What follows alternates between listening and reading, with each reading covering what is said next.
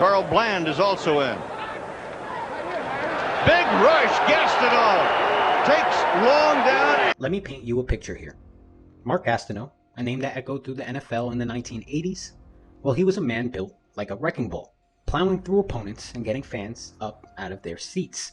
Standing tall at 6 foot 5 inches with a drive that wouldn't quit, Gastineau was a beast on the gridiron, and every bit of the celebrity off of it. But then, at the peak of his fame, when he had the NFL in the palm of his hand, Gastineau made a stunning decision to walk away.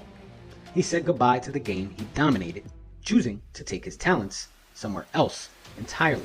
New York City, New York, here is the former All-Pro defensive end for the New York Jets. Please welcome Mark Gastineau!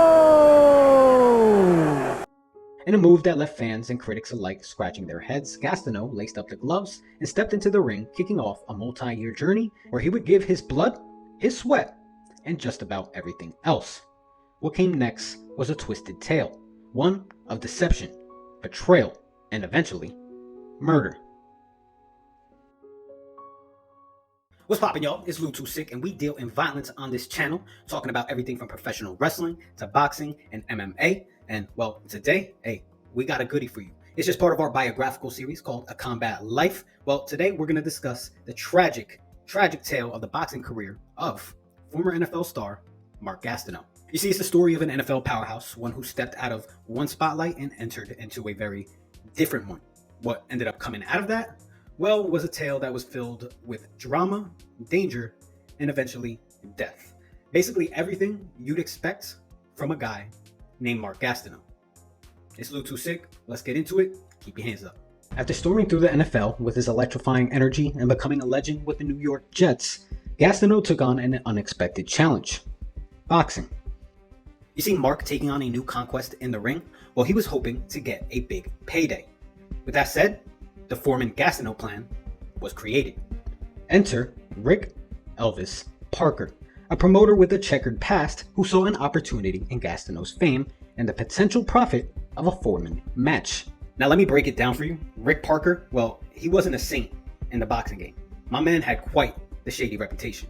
The guy was notorious for stiffing fighters, skipping out on venue payments, and a laundry list of other shady moves. The guy was an absolute character. He dressed flashy, cruising around in luxury cars, lived like he was $1 million. There was just one problem. He didn't really have the cash flow to back it up, and soon, debt started closing in fast. You see, Parker knew the solution to his money troubles. Well, that lay in landing a contender for the heavyweight belt. Undercards back in the day, back in the 1980s, well, those fights paid next to nothing. A heavyweight main event bout, a title fight, well, the payoff would be amazing. And in the past, Rick had gotten fighters close, but they just always seemed to fall short. Then he spotted Mark Gastineau.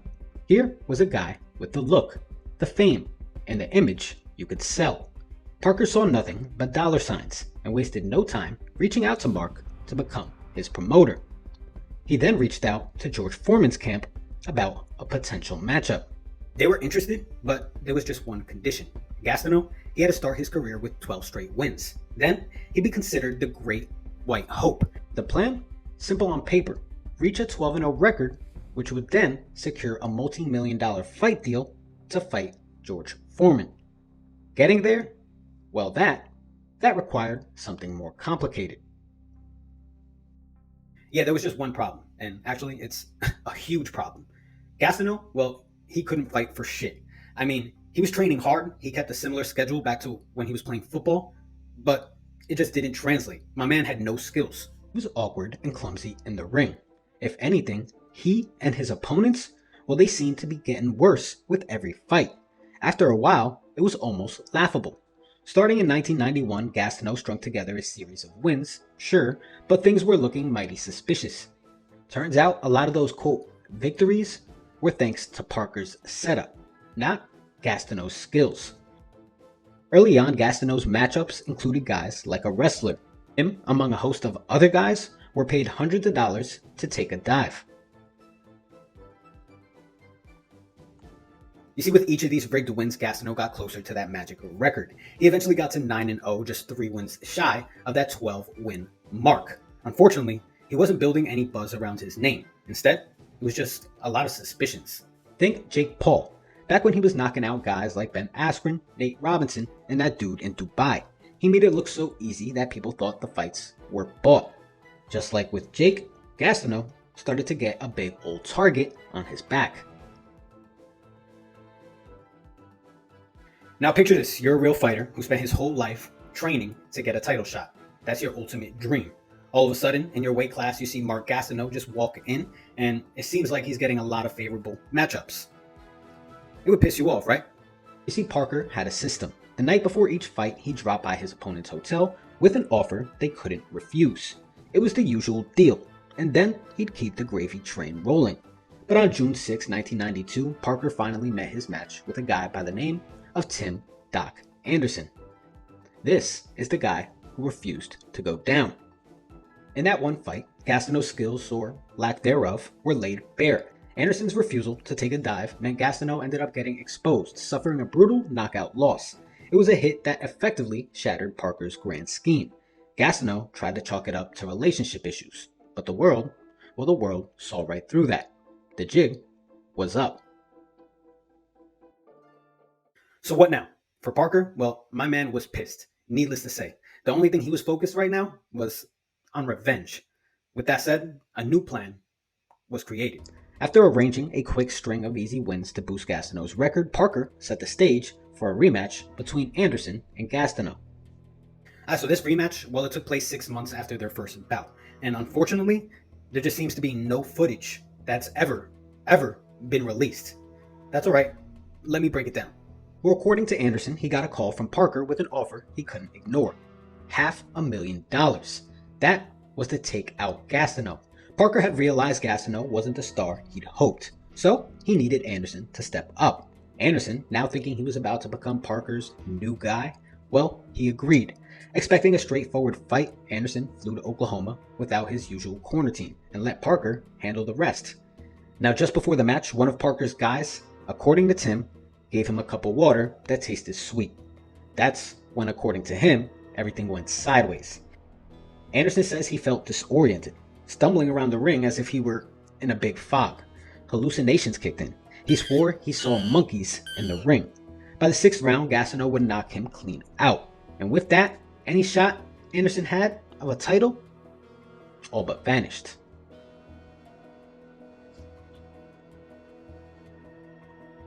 But it didn't end there. A ringside doctor saw that Anderson was in rough shape, and he rushed to Parker, telling him that Anderson needed to get to the hospital immediately. What did Parker say? Well, Parker said that he'd handle it himself. And just what did he do? Well, he took Anderson to the locker room, laid him out, and just left him there. A few hours later, a janitor would find him, basically near death, and call the police. At the hospital, doctors told Anderson it looked like he'd been poisoned, though they couldn't pinpoint what the substance was. With no cure in sight, they were only able to treat his symptoms. Anderson survived, but life after that night became a nightmare. He spent the next 3 years in and out of hospitals, each time hearing the same thing. Doctors couldn't help without knowing what he had been poisoned with. Unable to fight, Anderson turned his focus to writing a book. In it was a chapter about Rick Parker. And let's just say that wasn't something that Parker was going to let fly. And now this is when the story takes a darker turn. Now Anderson claims Parker went as far as sending armed men to his home with a grim warning. Don't publish or your sister would be killed. This would set up a fateful encounter that would forever change their lives. It was April 1995. Anderson, along with his mother, would arrange a meeting with Parker at a hotel in Orlando. Now, little is known about exactly what happened during this meeting, but according to Anderson, Parker doubled down on his threats against his family. And with this, Anderson says he just reacted, took matters into his own hands, and history is written as you know it. Rick Parker was shot and killed at the age of 39. Instead of living the life of a champion, Tim Doc Anderson would spend the rest of his life behind bars. Now, Anderson has always claimed that Parker poisoned him and threatened his family. That's what led to the violence. The crime, though terrible, it did have some benefits. it did draw some national attention to the dark underbelly taking place within the boxing industry. In the end, Gastineau's boxing career wouldn't amount to much. After beating Anderson, he'd go on to lose 2 of his next 4 bouts, officially retiring without ever getting that heavyweight title shot. In later years, he'd seen his fair share of legal issues, even serving a short time in jail for domestic violence.